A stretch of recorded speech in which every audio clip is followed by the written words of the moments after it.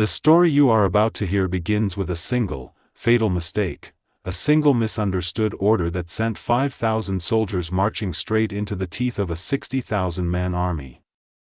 They should have been slaughtered in minutes, torn apart by cannon, trampled by horse, erased from history.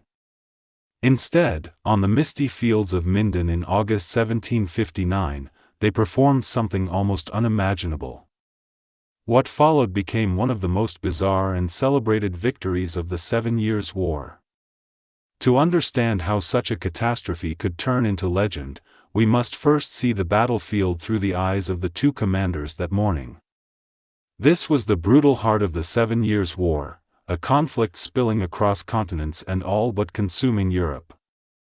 Here, in the German states, the stakes were personal. At issue was Hanover, the ancestral seat of King George II.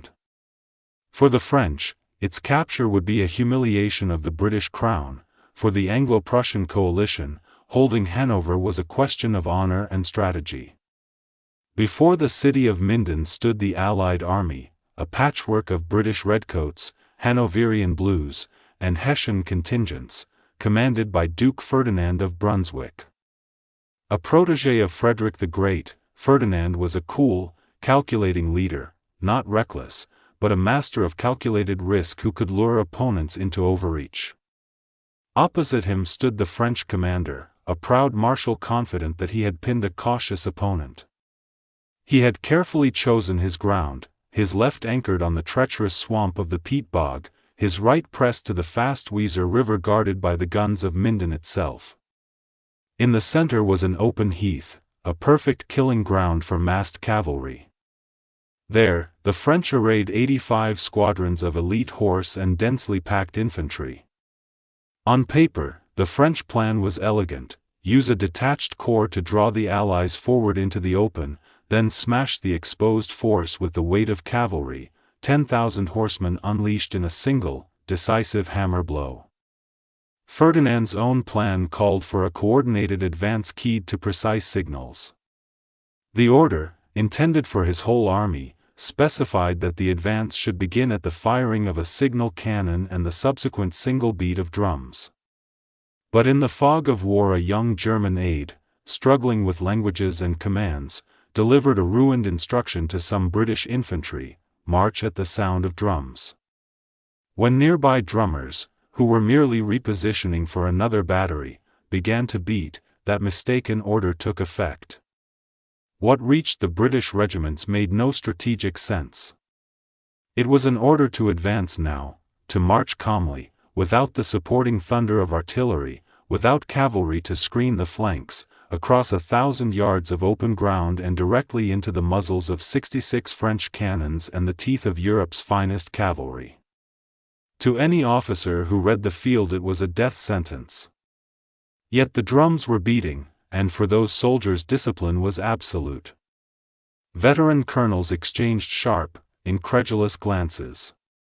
They could see the French lines, a terrifying sea of white coats and bayonets, and the massed cavalry coiled like a serpent at the center. Still, discipline won.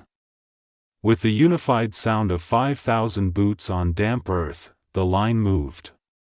Not a wild charge, but a steady, resolute march, a red island advancing across the green. From his command post, Ferdinand watched in stomach-churning horror. He sent his fastest riders to halt them, but the brigade was already committed. They marched, proud regimental colors unfurled, into what everyone on that field believed certain death.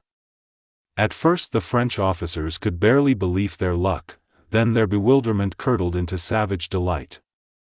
11 squadrons of elite cavalry, the king's household troopers in gleaming cuirasses and plumed helmets, surged forward. The British line braced, and the expectation across Europe would have been a massacre. What the French did not count on was a radical evolution in infantry discipline and firepower. The British regiments, drilled relentlessly, waited. Officers and sergeants walked behind the ranks, calm voices cutting through the noise: hold your fire.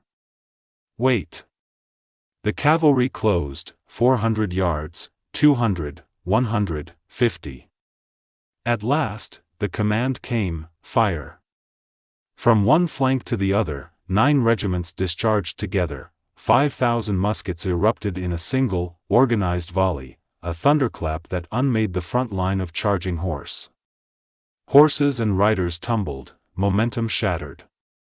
Those behind plowed into the carnage and the charge became a grinding, horrific mass. The initial shock brought cheers from the redcoats, but there was no time for celebration. The infantry reloaded with mechanical efficiency, and again awaited the next assault. The French committed more, reserves of cuirassiers and dragoons, 32 squadrons in a broader, heavier attack.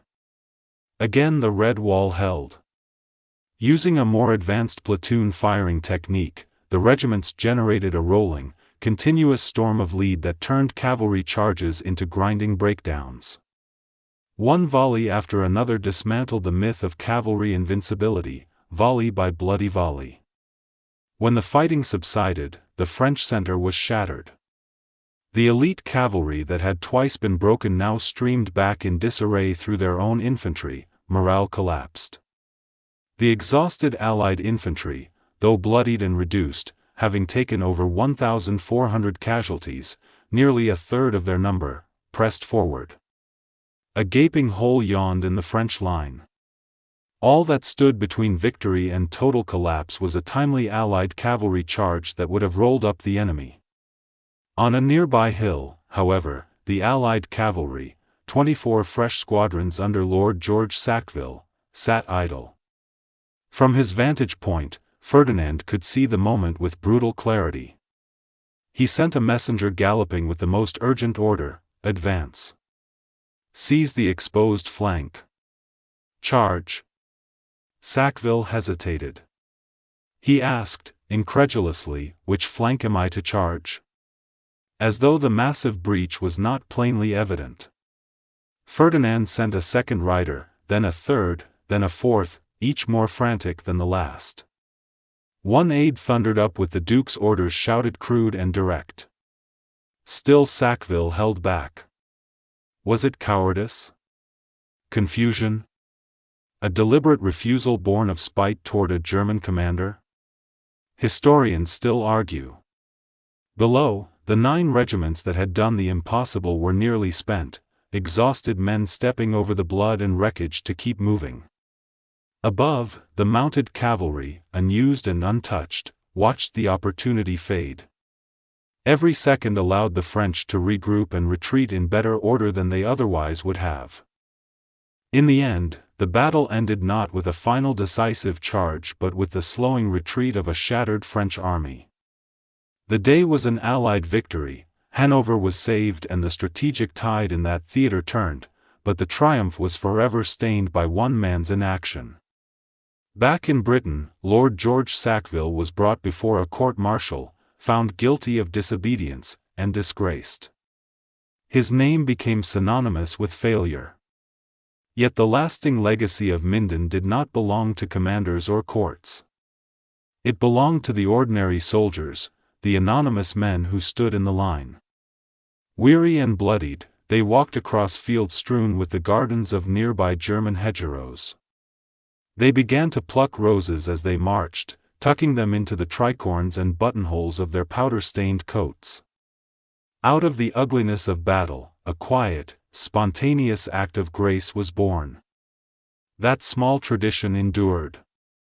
To this day, on August 1st every year, the descendant regiments of those units commemorate Minden Day by wearing roses on their headdress, a living tribute to the day ordinary soldiers, facing near certain death, walked through hell and into legend. History is not always written by flawless plans and flawless commanders. Sometimes it is written by the unshakable discipline of men who followed an order, the chance created by a mistake, and the momentary courage that turned catastrophe into triumph. If you enjoyed this account and want more deep dives into the battles that shaped our world, share this story and subscribe for more.